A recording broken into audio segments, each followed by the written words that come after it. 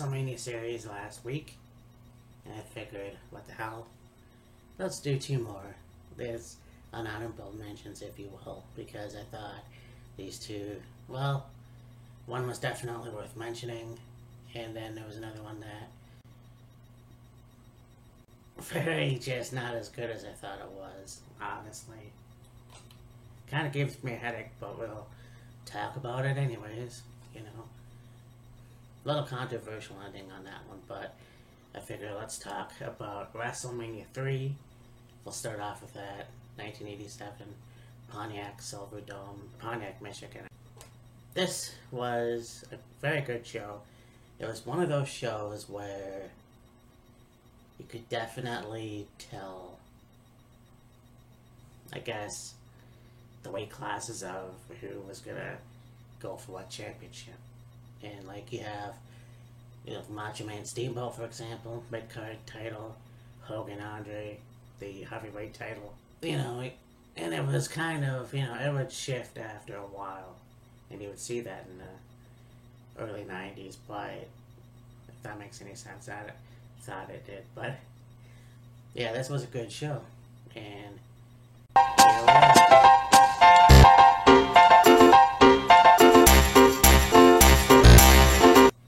Can-Am Connection of Rick Martel from Montreal, Quebec, Canada, and Tom Zenk from Robbinsdale, Minnesota. Two of these guys had been wrestling previously. Well, they were still in WWF, but I mean, they both AWA, and they both defeated the team of Bob Orton and the Magnificent Don Morocco, with Mr. Fuji, and this was a pretty good match, I mean, didn't necessarily think that Bob Orton and Don Morocco would make a good tag team, but they sure did. However, the Can-Am Connection won. It's kind of cool, because you would see that off and on through the years with other tag teams, so, yeah, I thought that was a pretty cool concept. I wish Rick Martel would come back to wrestling, but if he is, I'm not sure what promotion he's in.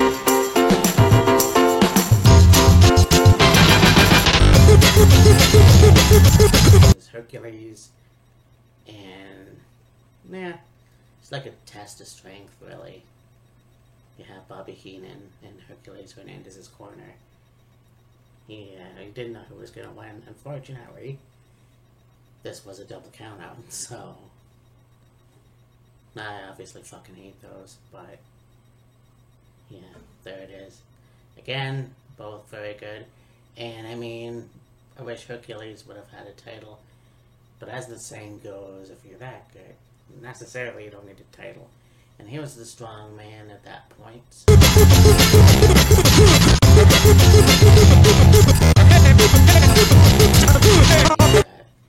Hillbilly Jim with the midgets. You got Haiti Kid and Little Beaver. And I won't make a joke about that. They take on King Kong Bundy, Little Tokyo, and Lord Littlebrook. And this was kind of your just comedic match, and I think that's okay for WrestleMania. I mean, I contradict myself because I shit all over the Bar versus Braun Strowman and some 9-year-old, but this to me made a little bit more sense because midget wrestling was a thing and still is, I'm sure, and yes, I will say midget. Little people, okay, well, whatever, it doesn't matter. Hillbilly Jim, Haiti Kid, and Little Beaver won. Well, yeah. You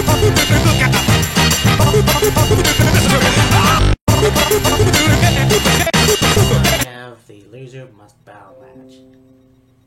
You have Harley Race, who defeated Junkyard Dog with Bobby Heenan and Fabulous Moolah, of all people.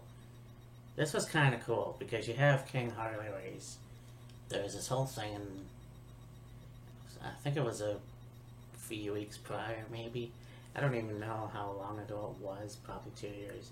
I will check it out. It was the King of the Ring. Now, obviously, everyone, including myself, King of the Ring debuted in '93, but this was, you have King Harley Race and you have the Junkyard Dog, who would obviously have been Macho King Randy Savage.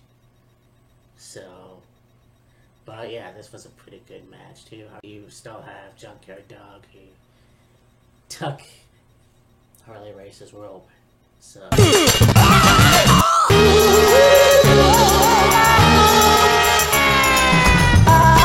Greg the Hammer Valentine and Brutus Beefcake with Johnny Valiant, Dino Bravo in the corner, defeating the Fabulous Rougeaus. And yeah, well, the Rougeau brothers at that point, I guess. This was a good match too, and I think that all four of these guys, I didn't really know how long that Greg Valentine and Beefcake were a tag team at this point, but as we'll see, it kind of changed a little bit. I'm not even sure when the turn happened, but anyways, yeah, both teams had put on.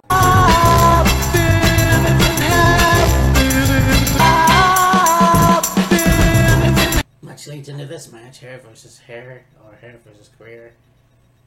Might well know that the Lucha Libre have a lot of hair versus hair matches, and of course you got here Roddy Piper, who defeated Adrian Adonis. Of course, Jimmy Hart in his corner. This is, the time where you have Piper's Pit versus the Flower Shop. Adrian Adonis was the guy that, now that I think about it, watching this back, probably a ripoff of Adrian Street. You have a guy who was basically a macho wrestler, and he had the brown hair, and then, you have him turn into this prima donna guy, the cross-dresser, if you will. The blonde hair, the makeup, the pretty stuff. And Roddy Piper was always the man's man, and yeah, it was kind of one of those things where it was like, well, I'll see where this goes, hair versus hair. And yeah, this was a really good match too. You have Piper who put Adrian Adonis to sleep, and yeah, he put him in sleeper hold. He was gonna get scissors, and I guess they weren't strong enough, which prompted to bring up Brutus Beefcake.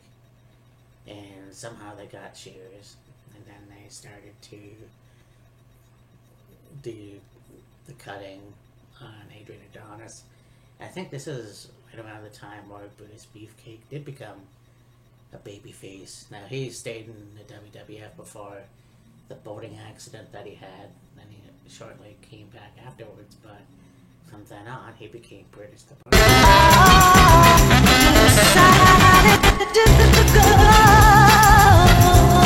Six-man tag team match, Danny Davis and the Hurt Foundation versus Tito Santana and the British Bulldogs, Davey Boy Smith and Dynamite Kid.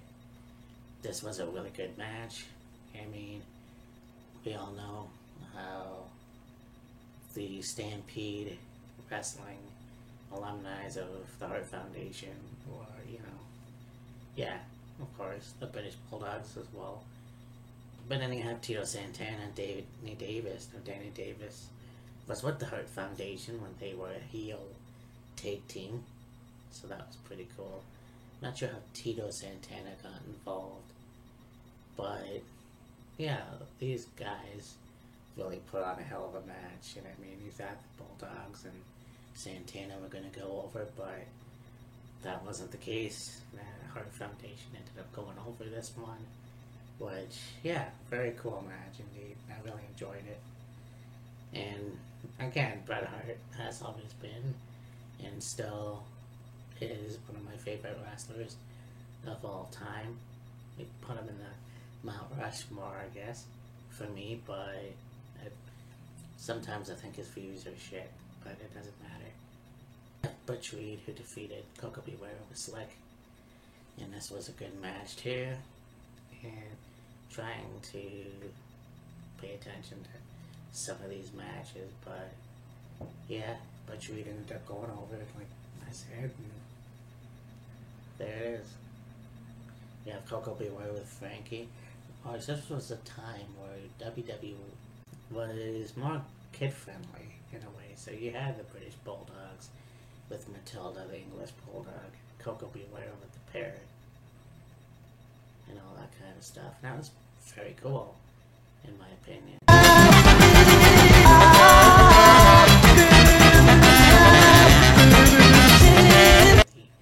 Intercontinental Championship, we've got the Macho Man, Randy Savage, versus Ricky Steamboat for the Intercontinental title. Goes in Randy's corner, Miss Elizabeth.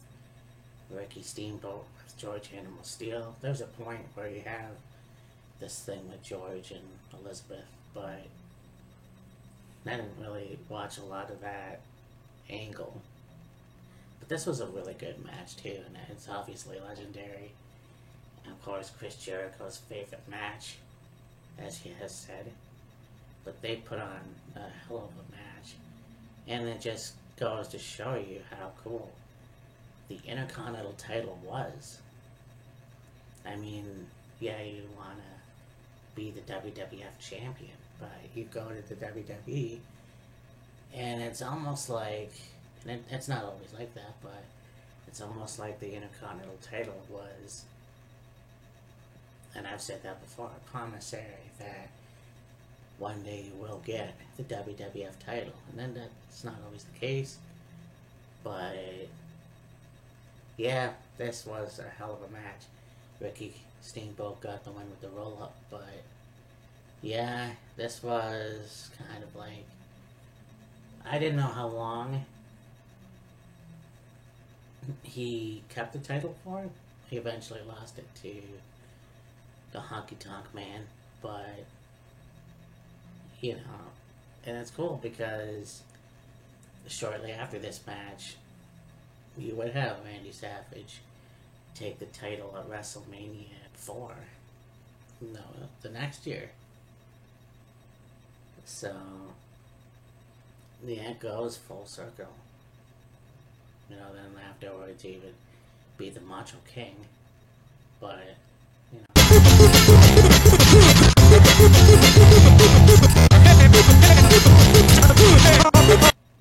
Speaking of Honky Tonk Man with Jimmy Hart versus Jake the Snake Roberts with Alice Cooper. I've been a fan of Alice Cooper for 23 years. Well, or whatever. Yeah, and this was a good match too, and I think, honestly, I've never really been a fan of Wayne and Ferris. Not just the Honky Tonk Man, the persona, but Wayne Ferris. And, yeah, Jake is one of those wrestlers who, again, could have had the Intercontinental title at some point. I never would have thought he would have been WWF champion, but still did not have a title in WWF. But yeah, this was cool. You have Jake Roberts take down Honky Tonk Man, gets distracted by Jimmy Hart, and that gives Honky Tonk Man room to kick his ass and cheat to get the win. And of course, Jake Roberts chases off Jimmy Hart with Damien, and then you have Alice Cooper take out his Python. And yeah, that was a very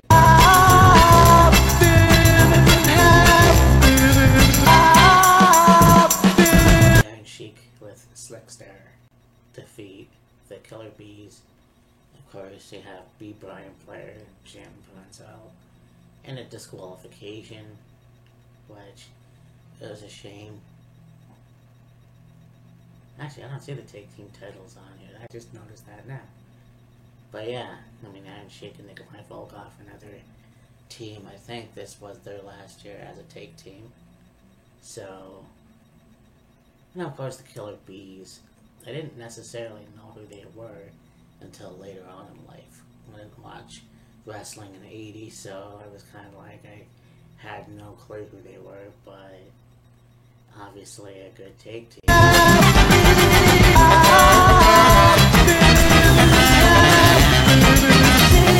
The WWF title, Hulk Hogan versus Andre the Giant with Bobby Heenan.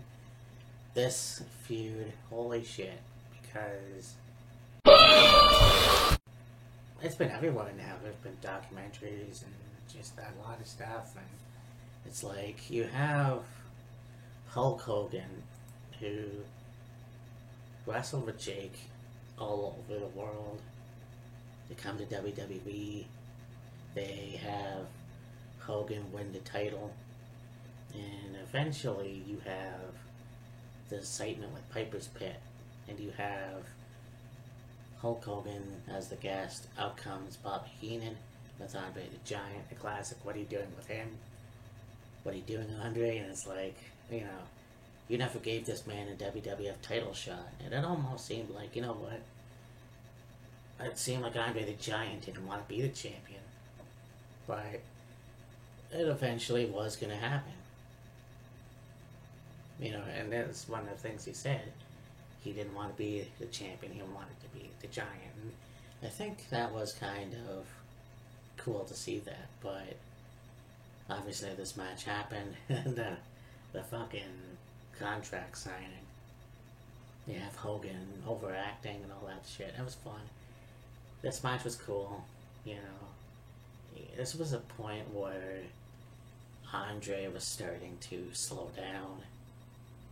His health was catching up to him, and he wasn't necessarily feeling himself that day. So they wanted him to change the finish. You know, I think he was going to go over. I'm not sure about that now. But it was like he had to agree to lose. So this match was cool. You didn't know what was going to happen. You have Andre attempted to be left out by Hogan, but then falls on top of Hogan, only gets a 2 count. And, you know, during the match, you know, they really beat the shit out of each other. And yeah, Andre's back was severely hurt. He had a brace on and everything. And the point where you have Hogan who finally body slams Andre, and it's like, you know, they said, oh, this is the first time he's been body slammed. And it's like, no, because we all know he was body slammed before, since the 70s. And the fact is that he's been the first time in WrestleMania. So it all goes back to the ladder match. You know, yeah, it's not the first ladder match, but the first ladder match at WrestleMania. So, but yeah, Hulk Hogan won the WWF. He retained the WWF title. This is one of the few times that has happened in WrestleMania. So this was a good show and very popular for many reasons. And some people will argue which was better. You have Hogan and Andre, or Savage and Steamboat, I think. You know, I'm not a fan of Hogan. Obviously, that was a good match. It's like apples and oranges. You don't know, because one was technical, one was a very good, like, physical match, whereas this other match, the main event, was kind of like, well, one person couldn't wrestle as well as he used to, so. But yeah, like Will Monsoon said, the unstoppable force, meaning the unmovable object. So, this was a good show. Now I want to talk about this pay-per-view. WrestleMania 9. Talk to you in a bit. Bye. Anymore. So you know that them cutting WCW was a long time coming. But I think that there's this myth out there that Jamie Keller is Gnarly. that's why he took pleasure in cutting WCW. I don't think that's the case at all. Because if you look at some of his earlier interviews, like